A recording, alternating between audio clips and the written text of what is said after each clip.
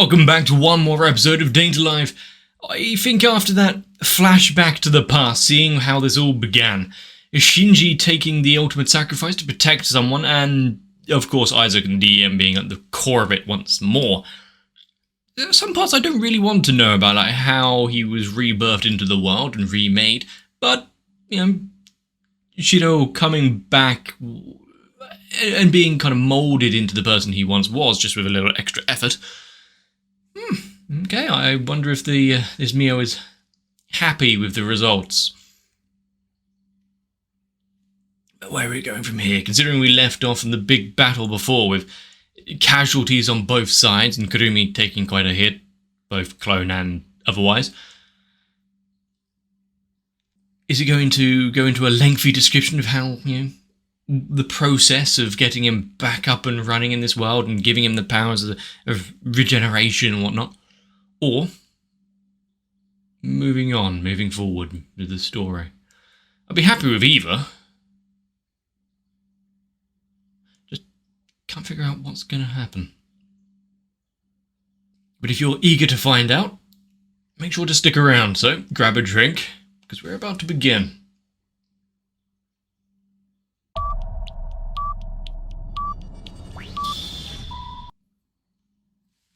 The blossoms of a flower?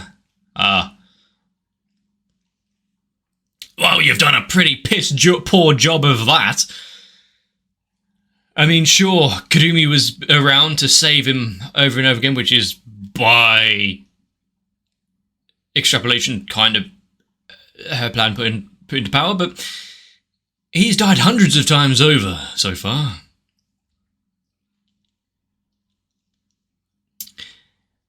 I feel as though her ideals and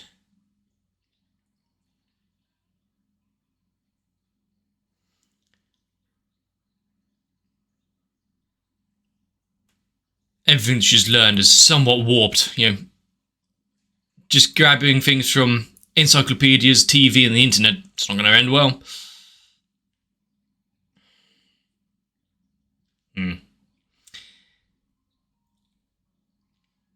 And so the entire plot point was just to bring him back to let him have a fighting chance again to be together with her.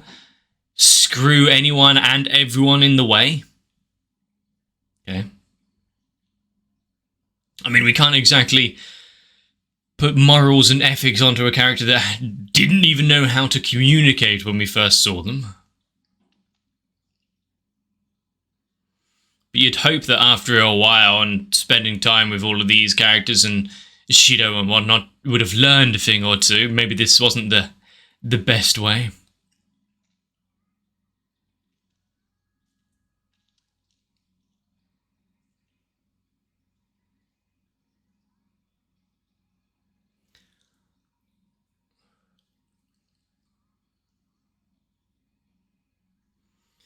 But I do like the idea that you have this kind of all-powerful spirit who's gone through time causing all sorts of mischief and whatnot. And just because of some warped sense of admiration and kind of unwillingness to separate from it. How many people have we seen fall into some sort of weird power trip to regain lost loved ones, and they're like, I didn't need to see that again.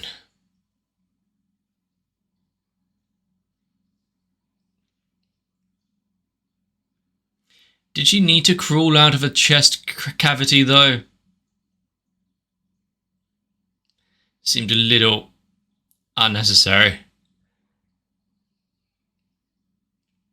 I think she would probably do best to keep as much energy as possible, especially if Shido wants to go back and change things.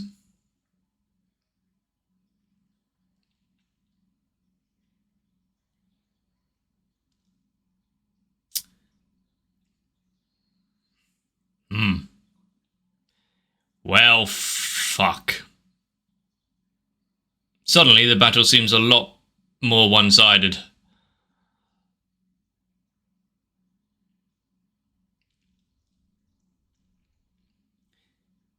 Spiritual dress might vanish, but the wounds won't.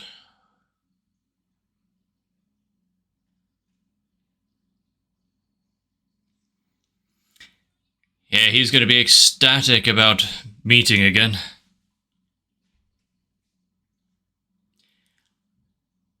Hang on.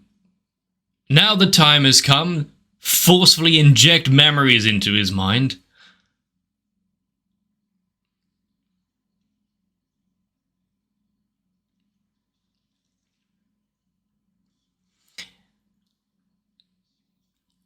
Just, yeah, having that placed upon us immediately. Is she just...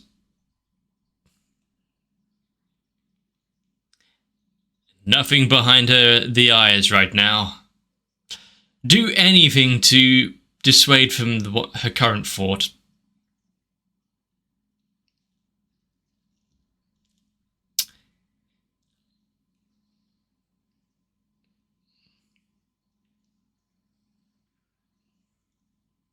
Little too late. Apparently electricity doesn't do much.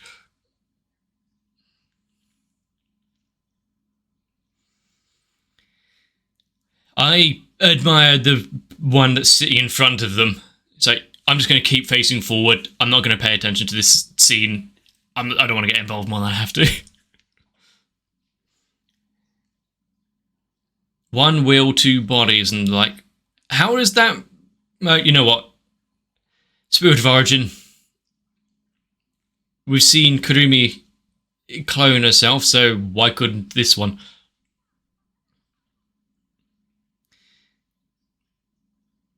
Since the very beginning.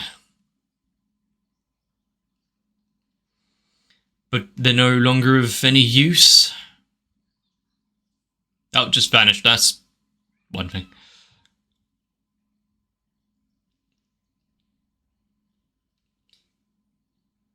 You're gonna need to change your hair ornaments before you cry.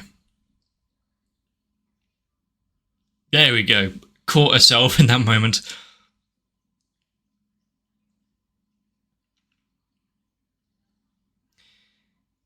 Well, there's time for grieving and moping around later. They need to fix the situation they're in right now first.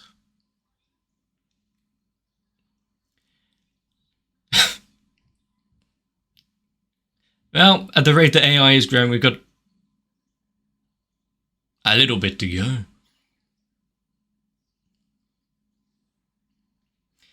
They have no need to be as overly animated finger movement. No need to be separated any longer.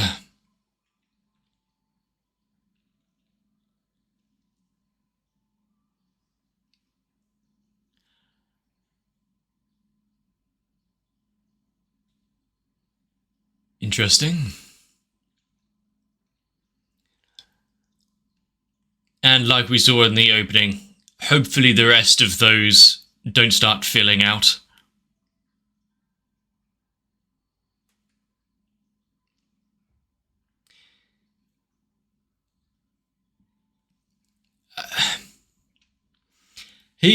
That would be some complicated feelings, especially just having it, all the memories injected straight back into his prefrontal cortex.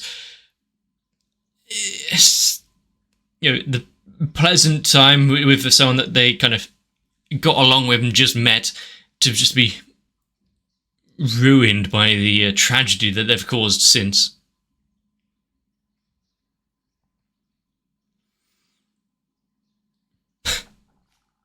Not a sentence you say all too often.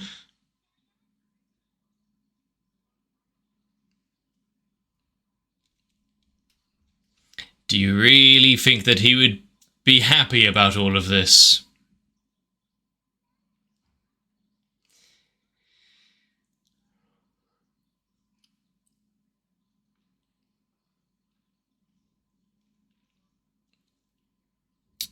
I mean, Like I mentioned earlier, ethics and morals are something that is yet to be really ingrained into her.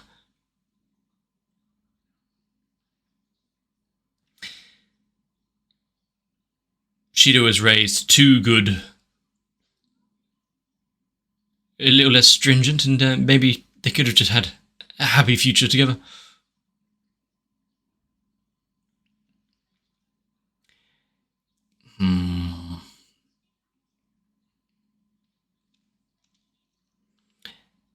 Well, that's a good counterpoint, at least. Having... I thought it was going to be like placing herself on a pedestal. I'm better than humans, but then it was also, by the way, I'm also worse than them in some respects.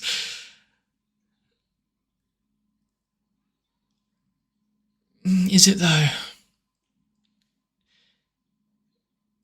Is he willing to? Oh, amazing! Sure, I'll go for that. Maybe don't tell him this first. If she just did it, then maybe it would have been left for a better story for her.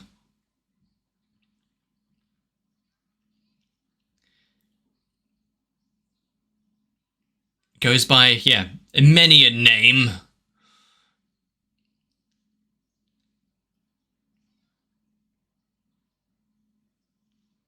Well, she could have erased memories right there, but decided against it.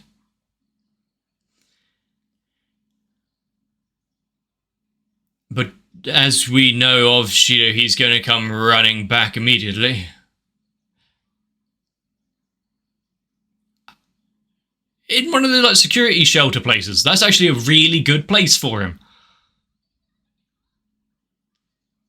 The ceiling, it's a long story.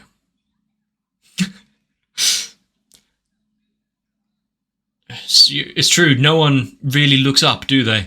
Didn't notice that he was up there.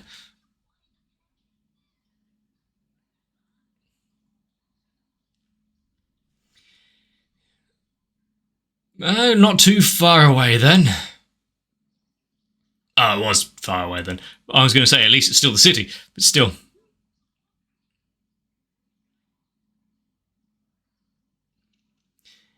Yeah, the warnings don't exactly matter too much to him. There are others still out there.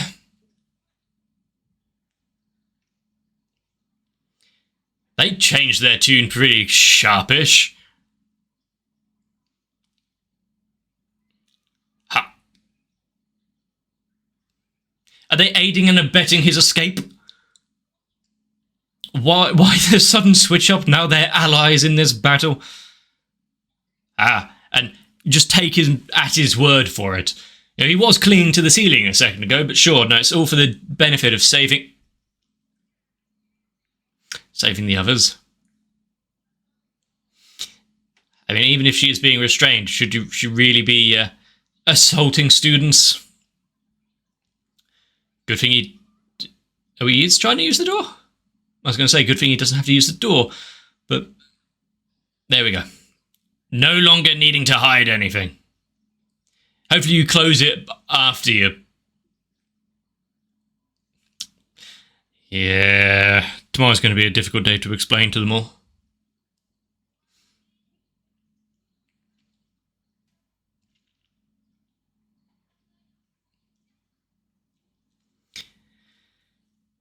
Can't you just get on like all the others? Join the troop, the camaraderie, share him a little.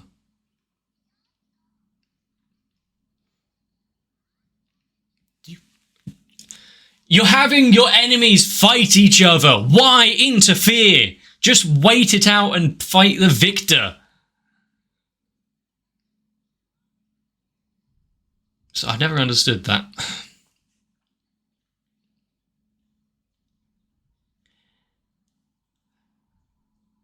A glass rose? Quite a low poly petals, but I like it.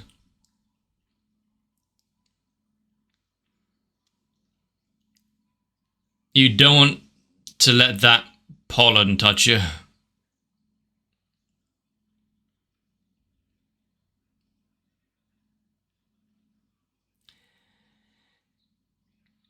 Need to get the hell out of there. But he's happy at least. I'm guessing the plan to make her all-powerful and whatnot is Deus.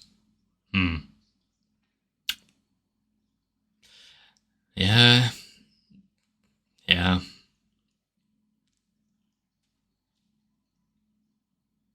The ability to create and give life and all of that.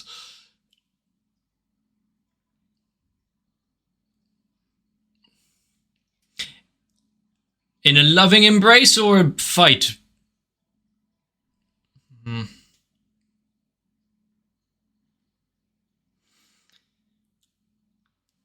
With episode 5 of this season, there's still a lot to go through, so how's it going to be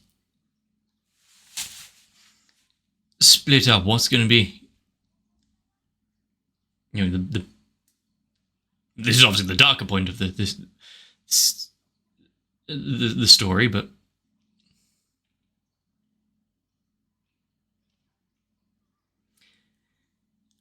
don't worry, they're not after your life anymore, at least not right at this moment.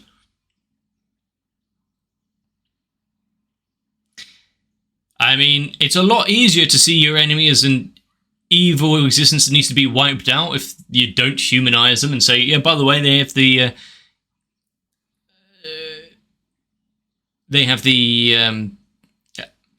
great territory there. They have the communication abilities of a young girl.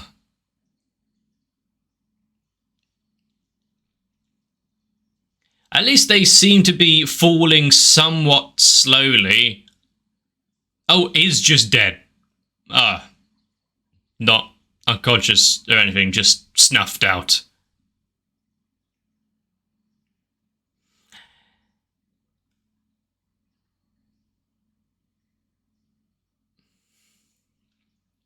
I mean, they've suddenly gained a lot of allies. But yeah, you really need to put on a face mask or something. You don't want to breathe in that pollen. Yes, I did see it was absorbed through the skin, don't worry.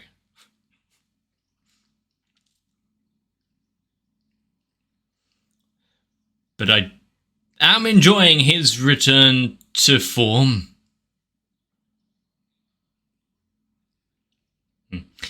With the ability to put on, you know, put on a new face, de-age yourself a little, well, why not?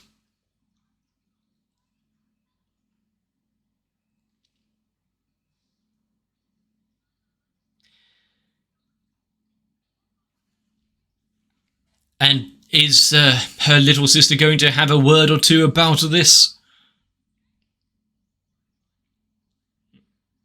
So, yeah, it's rather one-sided and not on his end.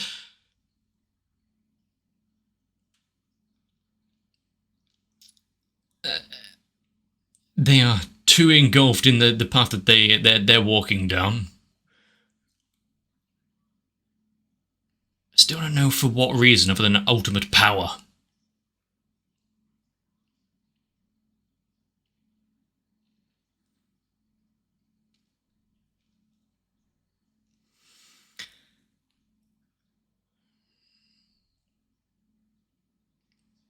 Returned back to reality, brought on. They've got a bigger issue right now. Can she just be confined and contained?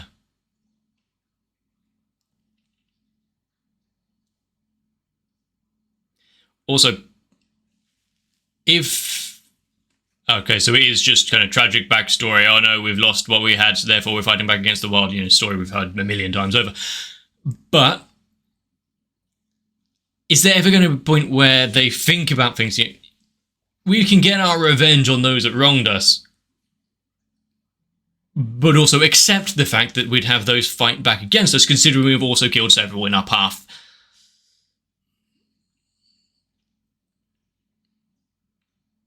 The Path of revenge is seeped in blood, after all. I didn't expect it to go back this far. It is like a Symphogear reveal of like ancient Rome or whatnot, although that looks like, you know, Saxon Britain.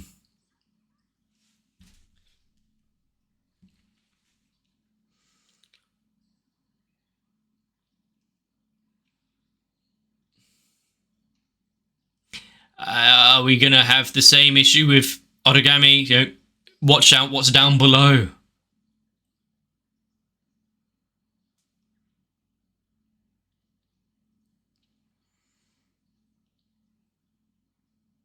They've actually been standing there for quite a while, not saying anything or doing anything about it.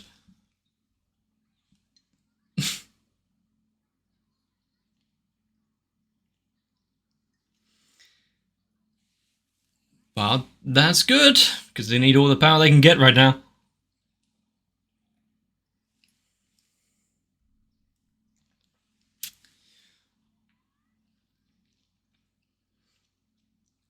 It's definitely...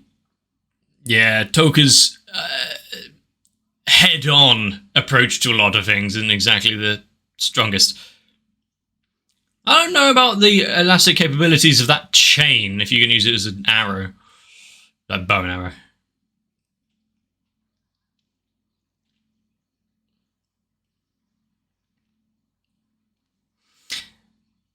Yeah, I think the fact you have to shout out the name of everything does bring down the effectiveness of a surprise attack. Can the three of them do anything with their powers combined? Just wait for the dust to settle. We know the trope. Wow, success! Disintegrated her. Oh.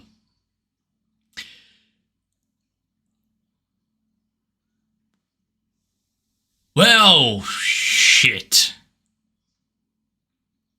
Well, that was without much fanfare or anything.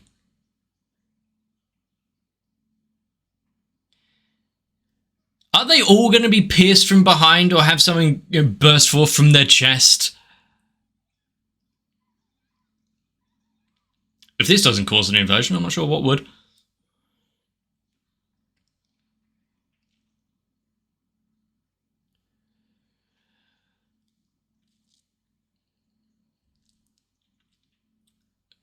But first Kurumi, now Kaguya. How many others have to fill out the infinity stones on Mio's big circle?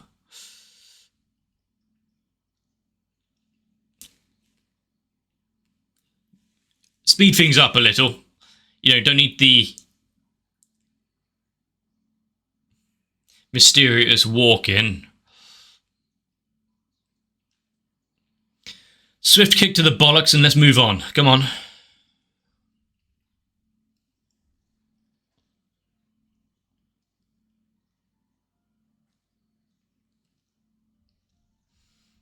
Got more important places to be right now. Good thing, you know, there is several. I don't know why I started counting. Several things that are on my mind. Obviously, Kurumi's time-based abilities and think that maybe Shido has some of that. Or Mio's case of, you know, creation, re-life, or pretty much anything. I don't know how limited her power actually is. That can be put things in place.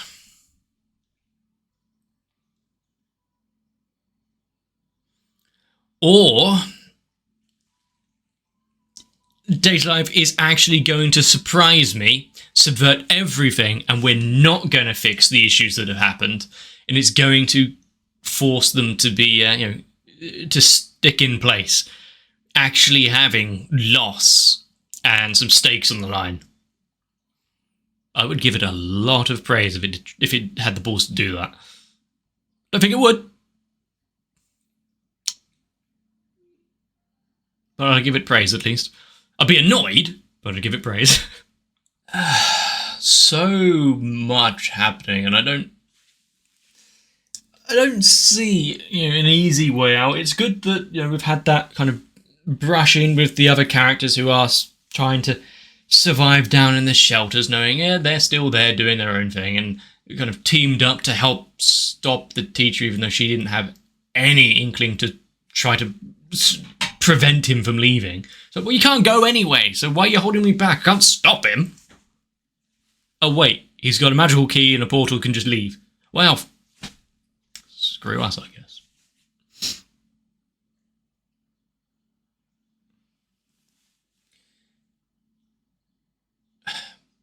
There's so much that has happened in such a short amount of time. Compared to the rest of Data Live, where you've got several, like 5 episodes or whatever, it's just, here's a character, here's a little issue they've got to deal with, oh, here's a date. Fun times ensue. Now it's 2 episodes and we've got several characters that have just been removed from the equation. Some beloved, some on the sidelines still, but sure. Just having a massive cull of named characters in an episode is like, excuse me? What just happened here? And we're getting backstory for the main antagonists. And we're getting resolution and reason behind the Spirit of Origin and her quest for more power and giving it out and whatnot. Okay. But, because it has set up everything else in the meantime, it's fairly easy to kind of take in. Which, considering how dense a lot of this is, could have been handled kind of messily. And I'm assuming that in the light novel, or whatever the actual source of this is, maybe there's more that it's left out, but to be fair, as far as Data Life goes, I think it handled itself quite well.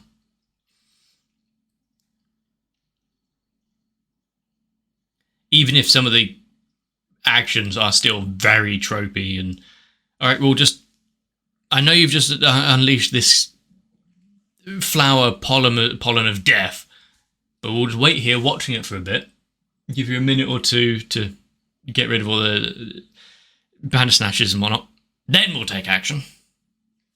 Oh, I know I could easily remove all your memories now and whisk you away, and we can start new lives, and everyone here can just, battle out for themselves, and Shinji wouldn't know the difference. Forget that, I'll do it later.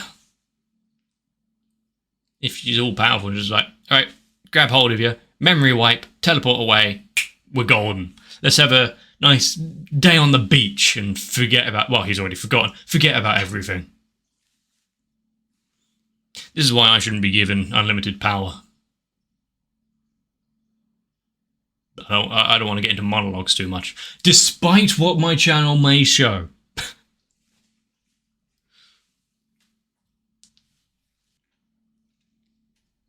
But the loss of a close friend, realising that you've been played the entire time, it's going to, take a heavy toll on those at Fraxinus.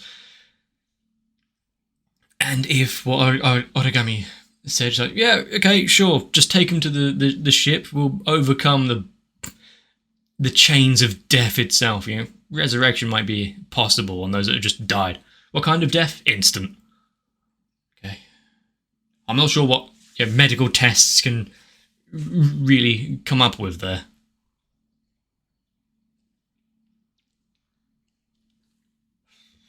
That was one hell of an episode, and if this is episode 5, what else is there out for us?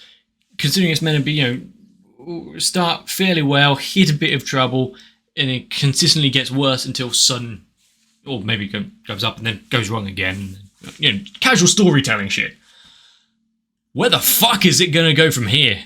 Several of the spirits dead. Lots of the AST people dead.